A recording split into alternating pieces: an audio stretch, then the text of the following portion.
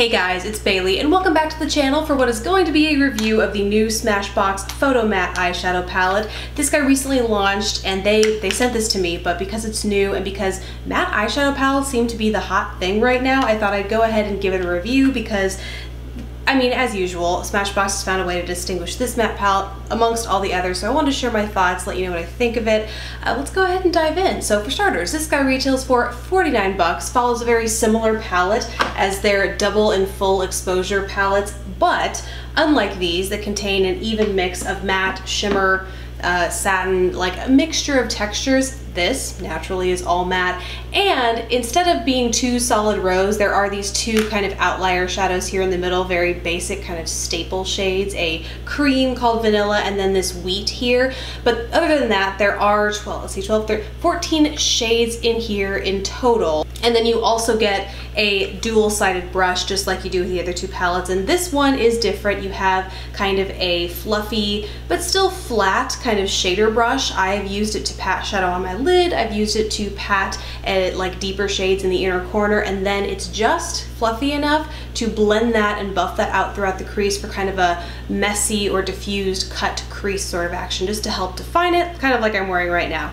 Helps define it without being too severe and like a genuine cut crease. However, on the other end, you do have an angled brush, which you could use as a cut crease, but it also is great for a brow brush, which is part of how this palette is supposed to be used. So as far as matte palettes goes, you'll see this is entirely neutral.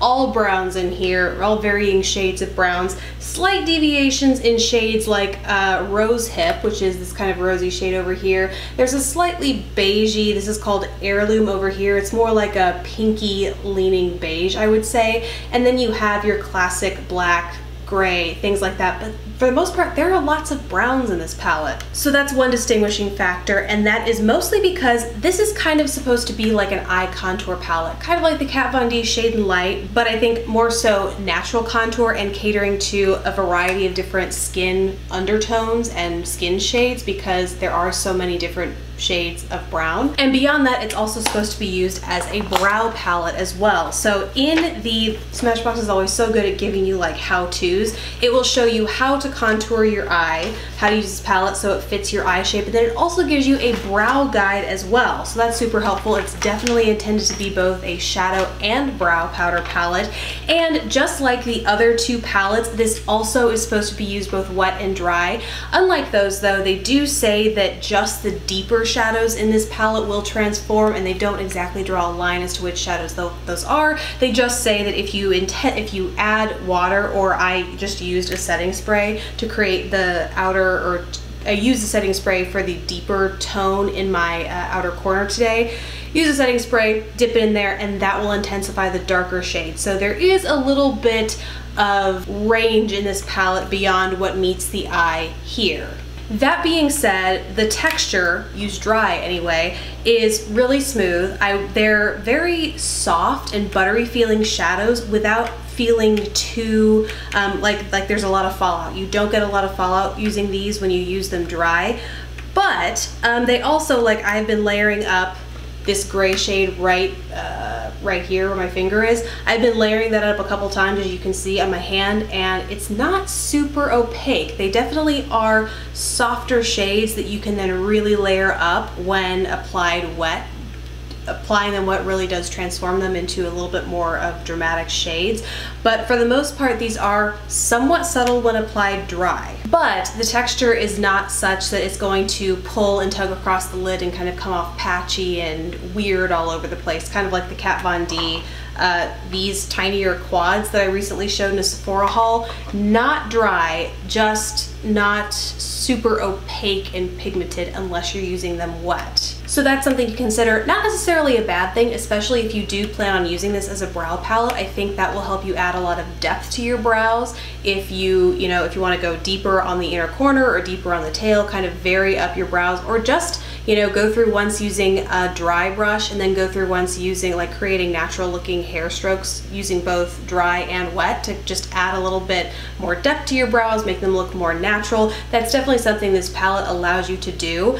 I would say that given all of the matte palettes I have, and if you want to see my favorite matte palettes, you can go check out the video. I'll put a link right here or in the info bar below, because it's a palette, or it's a video that a lot of you guys liked. A lot of you watched it and then some, but you can go check out my favorites there. And one thing that I will say about my favorites is that one of the common denominators is that they include a lot of different shades in each palette. I'm a big fan of variety when it comes to palettes. If there are a couple shades in a palette that look like they could perform this the exact same way on the eye, they look, you know, different in the pan, different when swatched, but when it comes to actually applying them to the eye, they're basically the same shadow. That's one thing that I'm not a fan of in a palette, and unfortunately, given how many brown shadows there are in this palette, it's something that I've just found to be true in here. There's some overlap when it comes to the mid-tone brown shades, so you will find a little bit of redundancy there. But if browns really are your daily wheelhouse,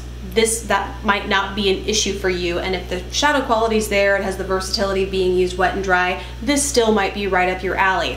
That being said, if like me, you are just about like condensing it to the shades that you really love from this palette and you don't need the redundancies, something they do have, I don't personally own, but I was looking on their site when I was getting all the info for this review, they did make kind of a more condensed palette like this, but in the matte. So for those of you who aren't aware, this is kind of an abbreviated full exposure palette, just like the regular full exposure palette, but just a little bit more condensed. This has 8 shades instead of the 14 from the full size palette, but if you just find that you want the abridged version, if you will, and so compact, I don't think I've ever seen another eyeshadow palette this thin and compact, that is something that I would really recommend looking into. Granted, like I said, I haven't tried it, so I don't know if the shadows are as smooth and buttery, but having tried this and the normal full exposure palette, I can say that the shadows are duplicated. I mean, the shadow quality is duplicated,